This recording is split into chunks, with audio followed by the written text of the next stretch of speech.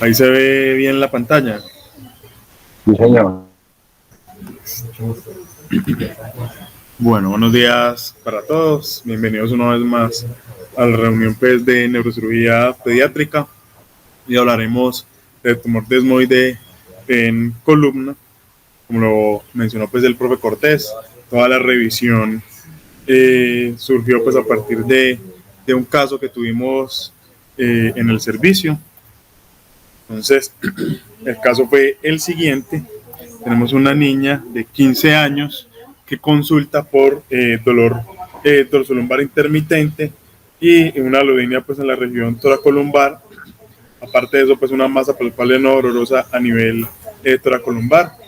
Inicialmente se le había hecho pues, una tomografía donde se evidenciaba una masa paraespinal a nivel toracolumbar, pues a nivel de la unión toracolumbar. Se le hizo una resonancia, que es la que estamos viendo acá a la derecha. Y vemos pues esta lesión heterogénea en el T2 que compromete la parte anterior y lateral de los cuerpos, que alcanza a infiltrar pues, los forámenes y los pedículos de las vértebras desde T10 hasta T12. Acá vemos una imagen sagital, ese es el contrastado. Vemos pues la ubicación de la masa paraespinal derecha, ¿cierto? Con compromiso del foramen, del pedículo, de las vértebras comprometidas y incluso pues un compromiso de los elementos posteriores. Acá vemos el T2, también de un corte sagital, ¿cierto? Donde vemos pues que no hay una que no entra pues al canal y no comprime la médula. Listo. La paciente fue llevada a una biopsia abierta y el resultado pues del tumor pues que nos sorprendió fue un tumor desmoide. Listo. Vamos a introducción. Entonces, el tumor desmoide, también conocido pues como fibromatosis agresiva o fibromatosis tipo desmoide, es un tumor benigno que se describe pues en la literatura con un crecimiento lento pero infiltrativo. No genera metástasis, pero sí es localmente agresivo. Digamos que se estudió por varios años cuál era el origen de estos tumores y recientemente, pues alrededor de hace unos 10 años, se descubrió que era un tumor de células madre mesenquimales. Esto, en cuanto a la epidemiología, es un tumor relativamente poco frecuente, corresponde pues al 0.3% de todas las neoplasias. Pues ya extrapolado pues a la población sería 2 a 4 casos por cada millón de personas al año. La mayoría de los casos son esporádicos, aunque se ha visto una asociación con la poliposis adenomatosa familiar. En cuanto a la prevalencia, es mucho mayor en mujeres, con una prevalencia, pues, con una proporción de 3 a 1 con respecto a los hombres, y en estudios se ha visto pues, que tiene receptores de hormonas, sobre todo receptores estrogénicos a nivel intracelular. No se ha logrado mostrar pues, receptores para progestágenos. Esto va a impactar, digamos que va a afectar en cuanto al abordaje y algunos tratamientos propuestos pues, para manejar ese tipo de tumores. En cuanto a los tumores desmoides en neurocirugía, entonces digamos que la mayoría de los casos son como anecdóticos. Casi todo lo que uno encuentra en la revisión de la literatura son reportes de casos o series de casos.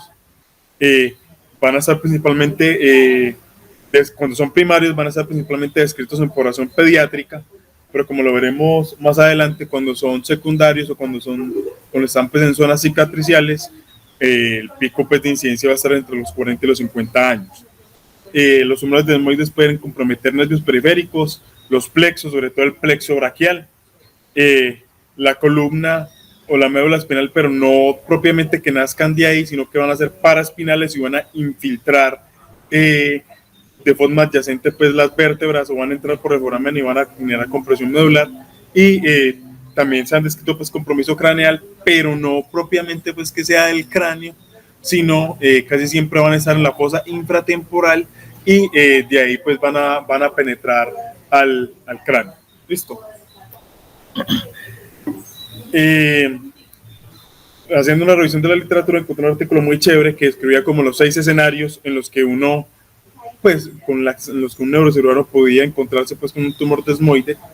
El primero es primario intracraneal, el otro es primario de la cabeza y cuello con extensión intracraneal o compromiso pues de la base del cráneo. Los otros van a ser ya compromiso nervio periférico o compromiso de plexos. De ahí compresión medular o compromiso de columna. Y finalmente pues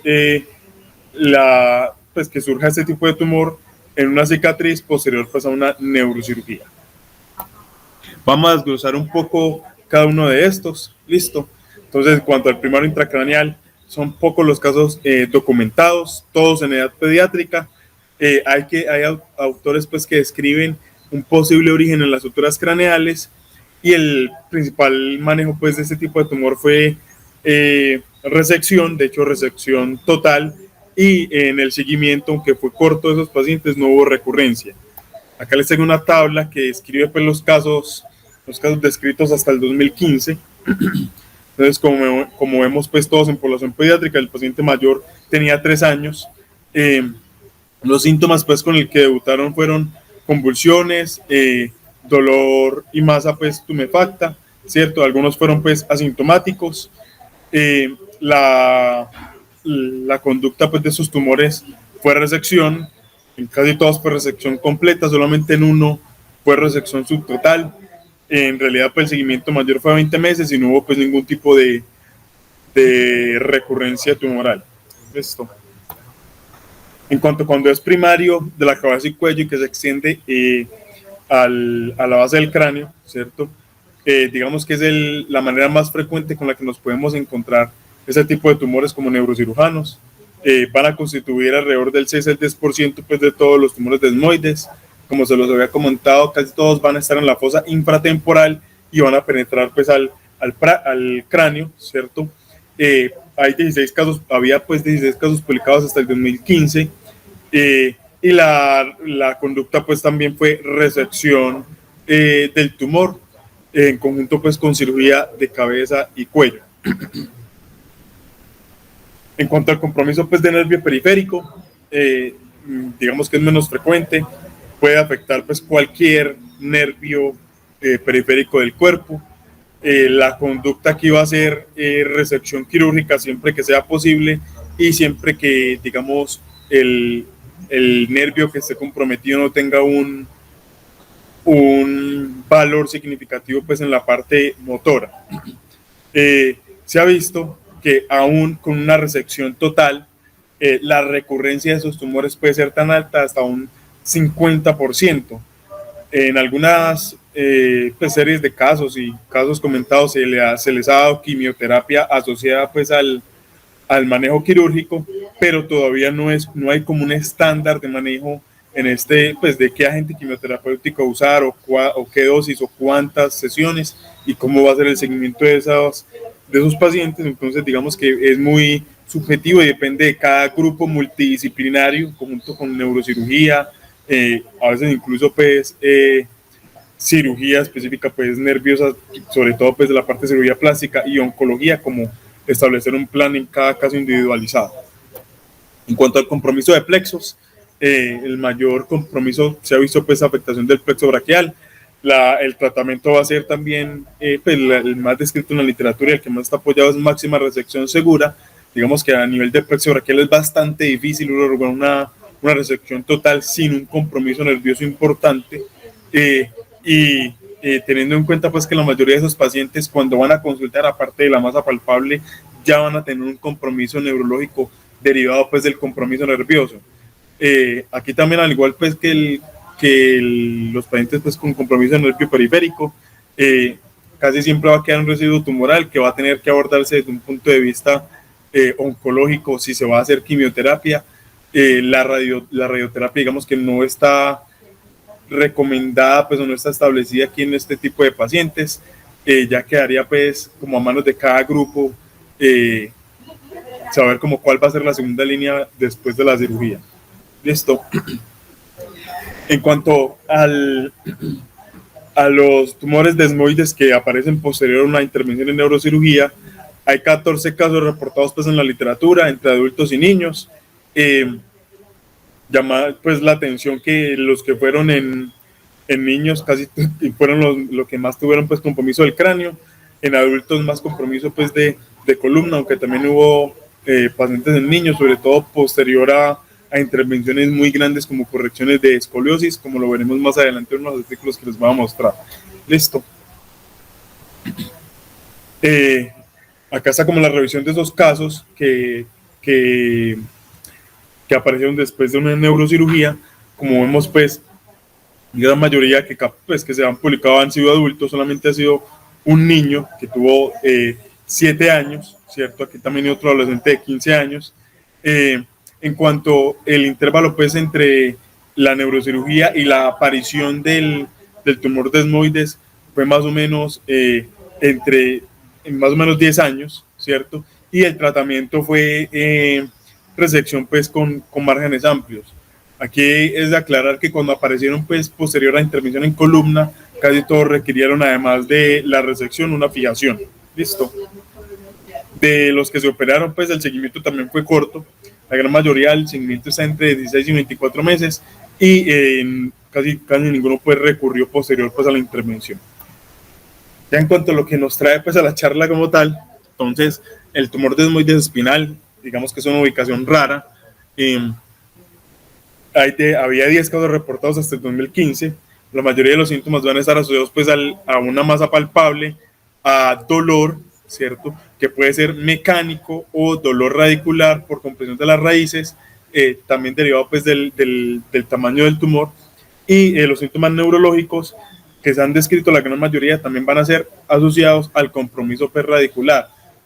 En 2 o 3 casos hubo un compromiso como tal, una compresión medular, pero digamos que eso es un síntoma, digamos, un signo bastante raro encontrar pues, en este tipo de pacientes. Casi siempre se encontró pues un compromiso de la columna torácica como tal, y el tratamiento estándar que se describió en los casos era manejo quirúrgico, como lo vamos a ver más adelante, casi siempre hay un compromiso de múltiples niveles, y en la resección, digamos, total de la masa, pues incurrirá en una inestabilidad de la columna que requerirá fijación en la misma intervención. Listo. Derivado de esto, en guías más recientes han descrito pues que se podría iniciar primero con una terapia médica adyuvante y si el tumor progresa ya llegar pues a cirugías más agresivas. Acá están los casos descritos en cuanto al compromiso paraespinal. Como lo vemos, pues hay una proporción casi que 50-50 entre niños y adultos. Cuando hubo un niño involucrado, casi todos estaban ubicados en la parte dorsal baja. Como lo vemos acá, son tumores que generalmente comprometen 2 o 3 niveles, ¿cierto? En cuanto a la conducta, pues vemos que muy pocos en niños van a tener una resección total. Algunos casos incluso es resección subtotal y terapia adyuvante. Listo. En estos casos publicados ninguno tuvo recurrencia, pero el seguimiento digamos que también fue corto. Entonces digamos que no sabemos si es que efectivamente la resección subtotal para el tumor o el seguimiento fue muy corto, porque incluso como lo vimos en los cicatriciales fue 10 años posteriores pues, a la intervención. Entonces puede que la mayoría de esos casos vayan a recurrir, pero el seguimiento ha sido muy corto y no lo estemos como captando. Listo. Entonces acá le traigo como los 2 casos importantes o representativos que vi en la literatura. El primero fue en un paciente que se llevó primero una corrección de una escoliosis y posteriormente pues, desarrolló el tumor. Entonces este es un caso de una paciente de 13 años, diagnosticada desde los 9 años pues con una escoliosis idiopática. Inicialmente se manejó de forma conservadora, pero por progresión de la curva y aumento del dolor, sobre todo axial, se llevó pues a fijación.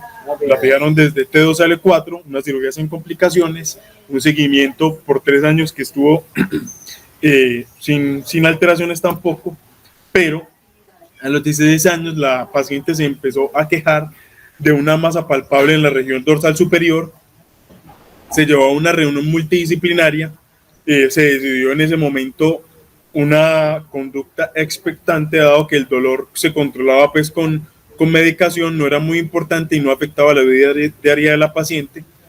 A los 6 meses se le hizo una nueva resonancia y digamos que habían notado crecimiento del tumor, y un mes después de la resonancia la paciente empezó a manifestar exacerbación del dolor que ya no se controlaba con medicación. Se volvió a llevar pues a una reunión multidisciplinaria y se decidió pues resección en bloque de la lesión. El seguimiento de esta paciente fue de 16 meses hasta que se publicó el caso y no había recidiva de la lesión. Listo. El siguiente caso es un tumor primario en un paciente en edad pediátrica. Fue una paciente de 9 años que consultó inicialmente por síntomas que llevaba 4 meses de duración, de dolor torácico intermitente, parecias y debilidad del miembro inferior derecho, lo que llevaba pues a caídas recurrentes. Llama la atención, este es un caso que se captó en los Estados Unidos, que aún con estos síntomas solamente se le hizo una radiografía de columna que no mostraba alteraciones, le enviaron a terapia física. Evidentemente la niña no mejoró, volvió a consultar ya por 5 días de alteración en la marcha, un aumento del dolor, al examen físico ya una monoparesia con compromiso pues de objetivo del miembro inferior derecho, una monoparesia 4/5, más de compromiso proximal que distal. Se le hizo una resonancia encontrando pues una lesión a nivel paraespinal con compromiso del foramen T10-T11 izquierdo y llamativamente otra lesión ya que estaba en el canal y que compromía pues la médula, que es la imagen que vemos acá en el corte axial. Listo, acabamos del tumor paraespinal y acabamos del tumor ya con compromiso del canal medular, que era el que generaba pues la compresión a nivel medular y que estaba generando los síntomas de la paciente. Esa paciente se comentó pues en un grupo multidisciplinario entre cirujanos de tórax, neurocirugía, pediatría y oncología. Se llevó pues pues primero se le hizo una biopsia, se encontró que era un tumor desmoides, posteriormente entonces se llevó a biopsia, pero por el compromiso neurológico igual se llevó a descompresión del canal y a resección de la lesión. Entonces se le hizo una laminectomía desde T10 a T12 para poder pues hacer la resección sobre todo de la masa más grande. Hubo que ligar y seccionar pues la raíz de T10 y una vez el neurocirujano hubo completado pues como la descompresión a nivel posterior y la resección máxima que se puede hacer a nivel posterior, entró cirugía de tórax y por toracoscopia resecó el componente pues que estaba pues en la cavidad torácica. El egreso de la paciente fue sin complicaciones, mejoró la paresia en el miembro inferior derecho y se le dio de alta a los 16 días. A los 3 meses, la paciente volvió a quejarse de un dolor dorsal intermitente. Se evidenció una recaída en el foramen T10-T11, que es la que vemos acá en la imagen. Se decidió en el grupo multidisciplinario un manejo expectante, dado que el dolor se controlaba con medicación. Y a los 6 meses hubo una exacerbación de los síntomas, sobre todo pues a nivel de dolor, sin compromiso pues motor. Entonces se decidió pues iniciar terapia médica sistémica pues coadyuvante con sorafenib. Un seguimiento a los 18 meses, la paciente con una recidiva que persistía pero que no había aumentado de tamaño, continuaba pues manejo con observación. Entonces, ante, digamos, la heterogeneidad de las conductas y lo que uno cuenta pues en la evidencia, me di a la tarea de buscar como una guía, algo con mayor soporte, que nos diera como una luz en este caso, ¿cierto? Entonces, encontré una guía publicada en el 2020 por un grupo especializado en manejo de tumor desmoide, lo cual me llamó bastante la atención, porque es un tumor bastante poco frecuente como para que hubiera un grupo de manejo, ¿cierto? En todo caso, ellos publican esta guía. Entonces, en cuanto a la parte del tratamiento, entonces ellos dividen el tratamiento en dos: una parte que es tratamiento, digamos, pasivo, que es básicamente observación, y una terapia activa en la que engloban la parte de cirugía, radioterapia y terapia sistémica. ¿Listo? Entonces, en un paciente que sea asintomático o que el síntoma no sea incapacitante o se logre controlar con medicamentos, pues sobre todo la parte del dolor, la primera línea va a ser observación, ¿cierto? En un paciente con un tumor grande que el síntoma sea, digamos, incapacitante, esté ubicado en una zona, digamos, vital o con un compromiso importante, como lo vimos, pues, con un compromiso medular importante, la cirugía va a ser la primera línea de tratamiento o la segunda línea en caso de que la observación muestre un crecimiento importante con compresión, pues en nuestro caso con compresión neurológica, ¿cierto? Y como tal, la radioterapia solamente va a ser factible en aquellos casos donde la cirugía no sea posible y no haya una terapia médica disponible pues en el medio. Esto, digamos que es la última línea de tratamiento. En cuanto a la terapia sistémica, que las últimas publicaciones la vienen digamos que reforzando como primera línea de intervención activa. Entonces tenemos estos 4 grupos: la terapia antihormonal con tamoxifeno o tremifeno, que como lo vimos, pues el tumor tiene receptores pues estrogénicos, lo que vamos a hacer es bloquear esos receptores, listo. AINES, porque se ha visto que aparte pues del compromiso mesenquimal, también hay un componente inflamatorio importante sobre todo pues con macrófagos. Entonces digamos que hay series de casos que han combinado terapia antihormonal y AINES para el manejo de esos pacientes, sobre todo pues para prevenir el crecimiento, ¿cierto? Inhibidores de la tirosinquinasa, que son los que más se han estudiado últimamente, como el imatinib, el sorafenib, el nilotinib y el pazotinib, y la quimioterapia convencional como la doxorubicina. Cuando se hizo pues la revisión de esos 4 grupos de terapia sistémica, entonces se dieron cuenta que la terapia hormonal y los AINES básicamente no funcionan. Hay los casos pues que publicaban que podía retrasar el crecimiento en el tiempo, no fueron estadísticamente significativos a no dar nada. Entonces digamos que lo que recomienda la guía es no darlos. De entrada ya están como contraindicados pues en los pacientes. Los que mayor impacto tuvieron en cuanto a prevención de crecimiento o incluso disminución del tamaño tumoral fueron los inhibidores de la tirosinquinasa, entre esos pues el sorafenib y el pazotinib, ¿cierto? Y la quimioterapia convencional queda en duda si hay un impacto positivo, sobre todo pues en la regresión del tumor, y si los efectos secundarios se compensan con los beneficios pues que podríamos obtener. Entonces digamos que la guía lo deja ahí como a criterio de cada grupo pues tratante el iniciar o no esta terapia convencional. Entonces digamos que en primer paso lo que deberíamos iniciar en esos pacientes sería inhibidores de la tirosinquinasa. Listo. Vamos pues de resumen, la guía recomienda este esquema, ¿cierto?, de seguimiento.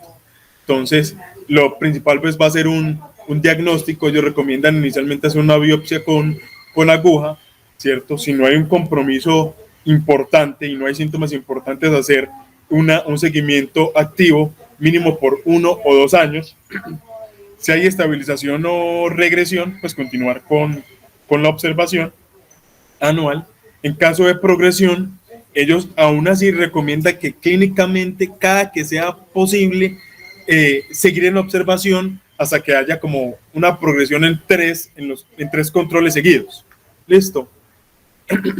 Ellos dividen pues según la ubicación como el tratamiento de primera línea para esos pacientes. Entonces, cuando está en la pared abdominal, digamos por localización fácil y lograr una resección máxima sin mayores complicaciones, recomiendan la cirugía como intervención inicial, y en caso de una recaída o una progresión aún con la cirugía, pues hacer un manejo sistémico, pero en cualquier otra localización la terapia inicial va a ser terapia sistémica. Listo. Pues ellos hacen una salvedad, y es que cuando hay compromiso intratorácico o cuando hay pues compromiso de la cabeza, cuando hay un síntoma neurológico importante, ¿cierto?, o la masa compromete estructuras vitales o importantes, pues la cirugía va a ser la primera línea, pero en caso de que no sea ese el caso, pues la primera línea va a ser terapia sistémica. ¿Listo? Ya de segunda línea, digamos que podemos utilizar radioterapia o algún otro tipo pues, de esquema de terapia sistémica, y si definitivamente eso falla, pues básicamente entramos en el terreno de haga lo que usted crea conveniente, según el grupo, pues, o terapias pues experimentales que no hayan mostrado pues mayor evidencia, pero pues no habiendo más, se puede utilizar en ese tipo de pacientes. Listo. Y eso era todo pues lo que traía para el día de hoy. Gracias, Carlitos. Pues me parece muy complicado eso, muy raro. La pregunta que yo hago es, ¿la patología quién la leyó y no vale la pena hacer una revisión?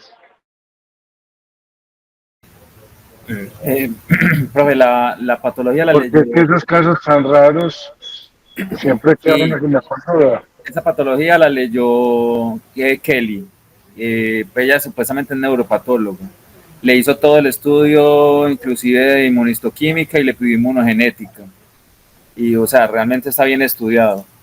Igual estamos pendientes de presentarla en el staff del San Jude a ver qué más nos dicen ellos. Ellos generalmente piden revisar nuevamente la patología, entonces ahí vamos. Sino que me pareció como tan raro, y porque yo, pues la verdad, yo solo conocía el sarcoma de Ewing y el plexiforme, y apenas me salió pues yo dije, venga, no, pues aprendamos. Entonces por eso hicimos esta revisión, porque realmente mire que queda uno como en el aire, pero por lo menos da luces de que hay una variedad más, de que hay que pensarla, y que pues no se puede uno quedar corto en las otras, ¿no es cierto? Ahí estaremos aprendiendo, porque es mi primer desmoide. Yo no conozco más desmoides. Si alguien tiene más experiencia, bienvenida será, porque es mi primer desmoide espinal, y pues estamos aprendiendo de él. Entonces era la idea de precisamente revisar esto. Muy buena la revisión, Carlos, te felicito. Da luces de qué vamos a hacer. ¿Y la niña cómo está? Solo tiene dolor radicular de T11 y se le quita muy fácil con el parche de silocaína. No tiene nada más, no siente nada más. Bueno, gracias, Carlitos. Feliz día. Yo creo que no hay comentarios pues de una cosa tan rara. Sí. Eso, profe, muchas gracias. Feliz día a todos, gracias.